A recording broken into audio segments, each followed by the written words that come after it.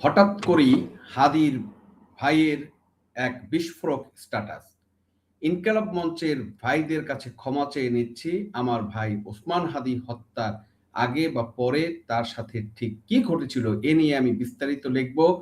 অনেক লেখা ভাইদের বিরুদ্ধে যাবে, এজন্য আমাকে মাফ করবেন। দর্শক, হাদি হত্যার নেপথ্যে কি আসলে তাহলে হাদি ইনকিলাব মঞ্চের নেতারাই রয়েছে? ভাই ওমর হাদির বিস্ফোরক স্ট্যাটাসে তোলপাড় এখন দেশ। শরীফ ওসমান হাদিকে কি ঘরের শত্রু বিভীষণরাই শেষ করে দিয়েছে? কেন ইনকিলাব মঞ্চের সদস্যের কাছে আগাম ক্ষমা চাইলেন হাদির ভাই? 12ই ডিসেম্বরে সেই রক্তঝরা বিকাল আর সিঙ্গাপুরের শেষ মুহূর্তের যে তথ্য আমাদের কাছে আছে। দর্শক, বাংলাদেশে যে সম্প্রতি ছাত্র জনতার বিপ্লব আর সামাজিক আন্দোলনের অন্যতম সিপাহসালার ইনকিলাব মঞ্চের আহ্বায়ক শরীফ ওসমান হাদি গত 18ই ডিসেম্বর সিঙ্গাপুরে একটি হাসপাতালে তিনি শেষ নিঃশ্বাস ত্যাগ করেন। আমরা ভেবেছিলাম তিনি শত্রুর গুলিতে শহীদ হয়েছেন, কিন্তু আজ হাদির নিজের রক্ত যখন কথা বলতে শুরু করেছে তখন কিন্তু সবার বুক কেঁপে উঠছে। মঙ্গলবার 31শে মার্চ বিকালে হাদির আপন ভাই শরীফ ওমর হাদি এক বিস্ফোরক ফেসবুক স্ট্যাটাস দিয়েছেন। তিনি লিখেছেন, হাদি হত্যার আগে এবং পরে কি ঘটেছিল তা তিনি বিস্তারিত লিখবেন। আর এই লেখা নাকি যাবে ইনকিলাব মঞ্চের তথাকথিত ভাইদের বিরুদ্ধে।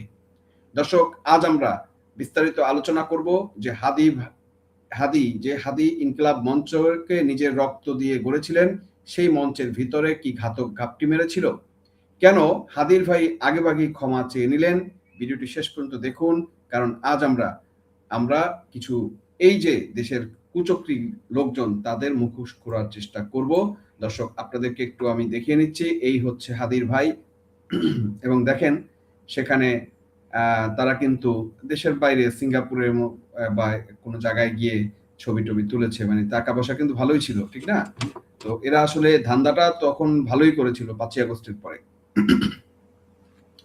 আমরা একটু খবরটা যদি দেখে আসি, এটার উপর একটা নিউজ যেটা আছে সেটা দর্শক একটু যদি দেখে আসি, তারপর আমরা বিস্তারিত আলোচনায় যাব আপনাদেরকে নিয়ে। তার আগে আমরা একটু এখানে আলোচনাটা করে নিতে। ইনকিলাব মঞ্চ হাদি হত্যাকাণ্ড, ভাই ওমর হাদির বিস্ফোরক স্ট্যাটাস। কি বলেছে দর্শক? আমি একটু আগে আপনাদের হাদি ভাইয়ের যে স্ট্যাটাসটা সেটা কিন্তু আপনাদের দেখালাম, এবং সেখানে এই যে মুক্তিবার্তা 71 নিউজ পত্রিকাটা যেটা লিখেছে তার এখানে কয়েকটা স্ট্যাটাসের সাথে উত্তর আছে। যেমন বলেছেন, একজন বলেছে, ধন্যবাদ হাদিকে ওরা অনেক ব্যবসা করেছে, হাদিকে সময় আসে সত্য বলার, আপনি সঠিক লিখবেন, এটা আমরা কিভাবে বুঝবো? একজন প্রশ্ন করেছেন। আমার মনে হয় এসব লেখালেখি সত্য উদ্ঘাটনের অন্তরায় হতে পারে। ভাই, সৎ সাহস রাখেন, একটা সময় আমরা আপনার পাশে দাঁড়াবো, এখন পারতেছি না, কারণ সেই সময়টা আমরা হয়নি। শেখ ভাই, এই যে দেখেন দর্শক, কিন্তু বিভিন্ন জনে বিভিন্ন ধরনের কমেন্ট করে তাকে রেসপন্স দিচ্ছে। কি বলেছে শরীফ ওসমান হাদি হত্যাকাণ্ডের নেপথ্য সত্য নিয়ে ভাই ওমর হাদির ফেসবুক পোস্ট, ইনকিলাব মঞ্চের সদস্যদের কাছে আগাম ক্ষমা চেয়ে কেন এই ইঙ্গিত দিলেন? বাংলাদেশের সাম্প্রতিক রাজনৈতিক এবং সামাজিক ইতিহাসের অন্যতম আলোচিত এবং শোকাবহ ঘটনা ছিল ইনকিলাব মঞ্চের আহ্বায়ক শরীফ ওসমান হাদির হত্যাকাণ্ড। দীর্ঘ সময় আক্রান্ত হওয়ার পর এই মৃত্যুকে ঘিরে পুনরায় নতুন এক রহস্যের দানা বাঁধছে।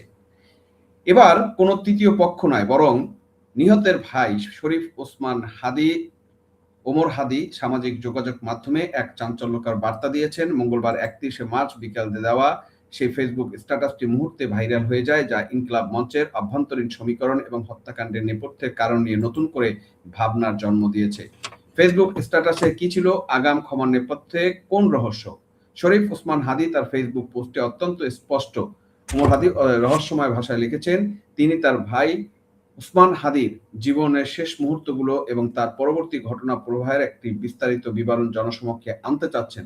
তবে সবচেয়ে চমকপ্রদ বিষয় হলো, এই সত্য প্রকাশের আগে তিনি ইনকিলাব মঞ্চের সদস্যদের কাছে অগ্রিম ক্ষমা চেয়ে নিয়েছেন। তার ভাষায়, আমার ভাই ওসমান হাদি হত্যার আগে এবং পরে তার সাথে কি ঘটেছিল এ নিয়ে আমি বিস্তারিত লিখব। অনেক লেখা ভাইদের বিরুদ্ধে যাবে, এজন্য আমাকে মাফ করবেন। এই একটি বাক্য রাজনৈতিক এবং সচেতন মহলে নানা প্রশ্নের জন্ম দিয়েছে। যদি ইনকিলাব মঞ্চের সদস্যরা হাদির খুব কাছের লোক হয়ে থাকেন, তবে তার বিরুদ্ধে কেন কথা যাবে? তবে কি কোনো ঘরোয়া কোন্দল বা অভ্যন্তরীণ স্বার্থের সংঘাতে এই মর্মান্তিক পরিবর্তনের পিছনে ছিল? দর্শক, সেই প্রশ্নটা জনমনে কিন্তু থাকতেই পারে এবং সেটাই কিন্তু প্রশ্ন এসে গেছে। অতীতে সেই রক্তঝরা ডিসেম্বর হাদি হত্যাকাণ্ডের প্রেক্ষাপট, ঘটনার সূত্রপাত গত বছর 12ই ডিসেম্বর রাজধানীর ব্যস্ততম এলাকায় দিনের আলোয় ইনকিলাব মঞ্চের মুখপাত্র আহ্বায়ক শরীফ ওসমান হাদিকে লক্ষ্য করে গুলি চালানো হয়। গুরুতর আহত অবস্থায় তাকে প্রথমে ঢাকা মেডিকেল কলেজ হাসপাতালে ভর্তি করা হয়। সেখান থেকে উন্নত চিকিৎসার জন্য তাকে এভা কেয়ার হাসপাতালে স্থানান্তর করা হলেও অবস্থার উন্নতি হয় নাই। পরবর্তীতে 15 ডিসেম্বর এয়ার অ্যাম্বুলেন্সে করে তাকে সিঙ্গাপুর পাঠানো হয়। দীর্ঘ লড়াই শেষে 18 ডিসেম্বর তিনি শেষ নিঃশ্বাস ত্যাগ করেন। দেশ জুড়ে শোকের ছায়া নেমে আসে এবং তার মরদেহ জাতীয় কবি নজরুল ইসলামের সমাধির পাশে সমাহিত করা হয় এবং যেটা নিয়ে কিন্তু দর্শক আপনারা জানেন মানুষের মধ্যে ব্যাপক প্রতিক্রিয়া রয়েছে।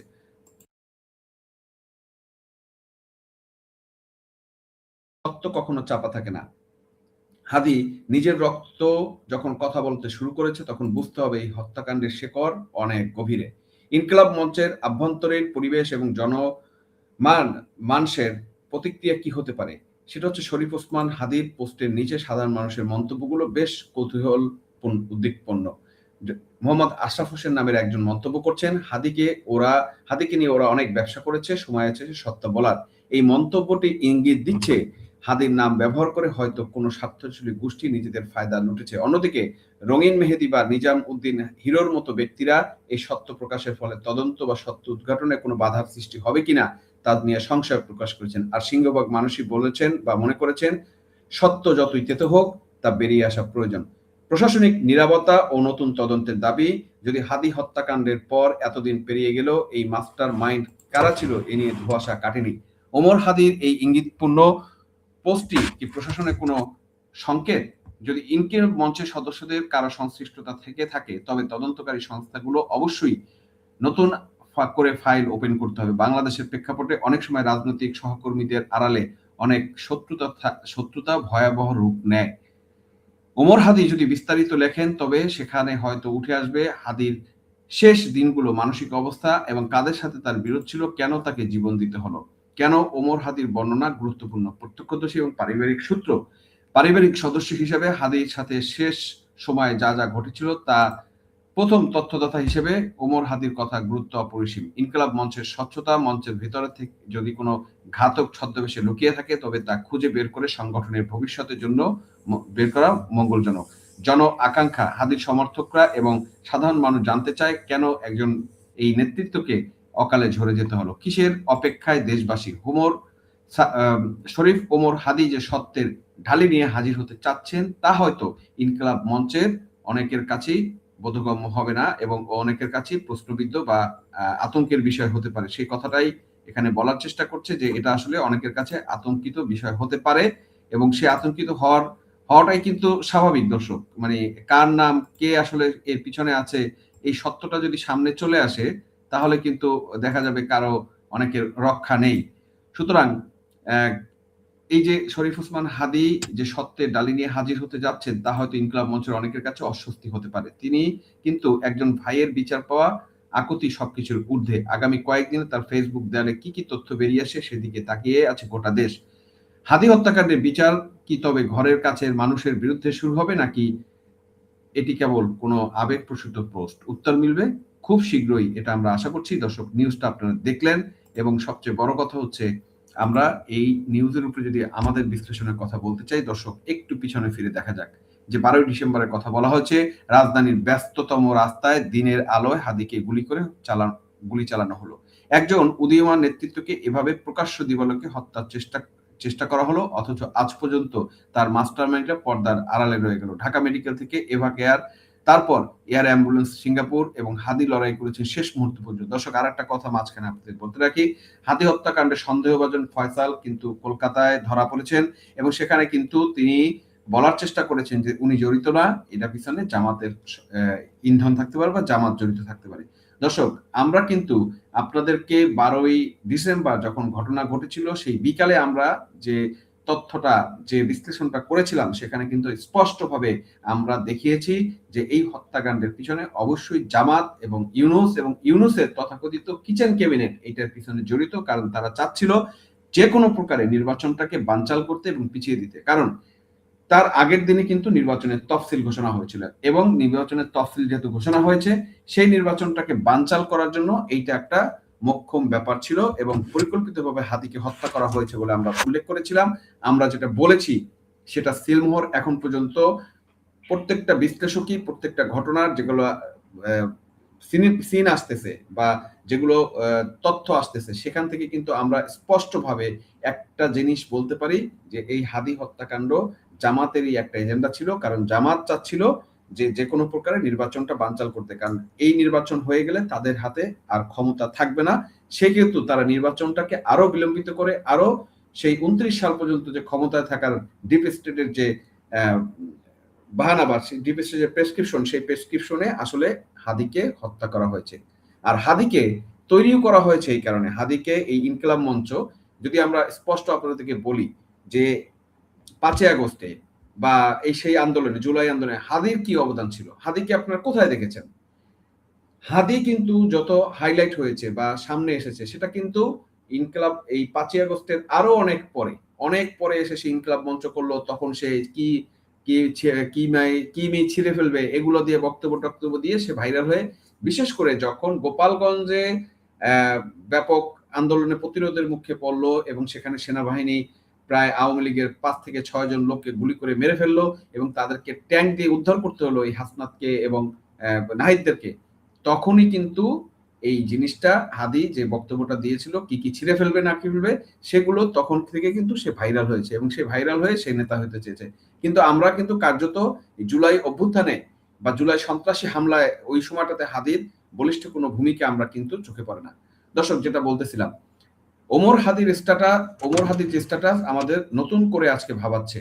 হাদি কি কেবলই বাইরের শত্রু বেড়েছে নাকি ভেতরের কেউ পাচার করেছিল? ওমর হাদি লিখেছেন, অনেক লেখা ভাইদের বিরুদ্ধে যাবে, এজন্য আমাকে মাফ করবেন। এই ভাই আসলে কারা? তারা কি ইনকিলাব মঞ্চের সেই মুখ যারা হাদির জানাজায় প্রথম কাতারে দাঁড়িয়ে কান্নার অভিনয় করেছিল? যদি ইনকিলাব মঞ্চের সদস্যরা হাদির প্রকৃত হিতকাঙ্ক্ষী হয়ে থাকেন, তবে সত্য প্রকাশ করলে তাদের বিরুদ্ধে যাওয়ার প্রশ্ন আসে কেন? সেটা কিন্তু আমাদের একটা গভীর প্রশ্ন, জনগণের একটা গভীর প্রশ্ন। তবে কি কোনো অভ্যন্তরীণ কোন্দল বা নেতৃত্বের ভাগাভাগি হত্যাকাণ্ডের নেপথ্যের কারণ? সেটা কিন্তু আজকে খুঁজে দেখতে হবে। ওমর হাদির পোস্টের নিচে সাধারণ মানুষের মন্তব্যগুলো আজ খুবই তাৎপর্যপূর্ণ। জনক একজন লিখেছেন, আশরাফ লিখেছেন, হাদিকে নিয়ে অনেক ব্যবসা করেছে, সময় এসেছে সত্য বলার।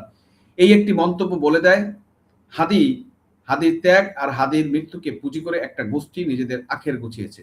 ইনকিলাব মঞ্চের ভিতরে কি এমন কোন সিন্ডিকেট তৈরি হয়েছে যারা হাদির জনপ্রিয়তাকে ভয় পেত? হাদি ছিলেন অনেকটা আপোষহীন মানে চেহারা, বা বলার চেষ্টা করছেন অনেকে। কি ধরনের আপোষহীন? কার সাথে আপোষ করবেন? সেটা কিন্তু আমাদের প্রশ্ন আসে না। একটা জঙ্গি, তার আবার আপোষের কি আছে? মানে গত 16-17 বছর এগুলো তো পালিয়েছিল, এগুলো তো গুপ্ত ছিল, এগুলো তো চেহারাও দেখে নাই মানুষ। এই শয়তানগুলোর, এই অসভ্যগুলোর তো চেহারাই মানুষ দেখে নাই। এর আবার কোত্থেকে আপোষহীন হলো, কোত্থেকে কি হলো কি না হলো, যাই হোক, এখন ভাই ঘটনা ঘটে গেছে, এগুলো যেহেতু সামনে আসছে, এগুলো এই কীটপতঙ্গ নিয়ে আমাদের কথা বলতে হবে। তিনি যখন ইনকিলাব মঞ্চের ব্যানারে মানুষের অধিকারের কথা বলছিলেন, তখন হয়তো অনেক ভাইয়ের আতে ঘা লেগেছিল। আমরা দেখেছি বাংলাদেশের ইতিহাসে অনেক সময় রাজনৈতিক সহকর্মীদের আড়ালে থাকা শত্রুতা বাইরের শত্রুর চেয়ে ভয়াবহ হয়। ওমর হাদি যদি হাদির শেষ দিনগুলোর মানসিক অবস্থা লিখেন, যদি তিনি বলেন হাদি কাদের উপর বিরক্ত ছিলেন, তবে ইনকিলাব মঞ্চের অনেক বড় বড় নেতার চেয়ার নড়বড়ে হতে পারে এবং ধরা খেতে পারে। আমরা জানতে চাই, হাদির চিকিৎসার নামে সংগৃহীত অর্থের হিসাব কোথায়? সেটাও একটা বড় প্রশ্ন।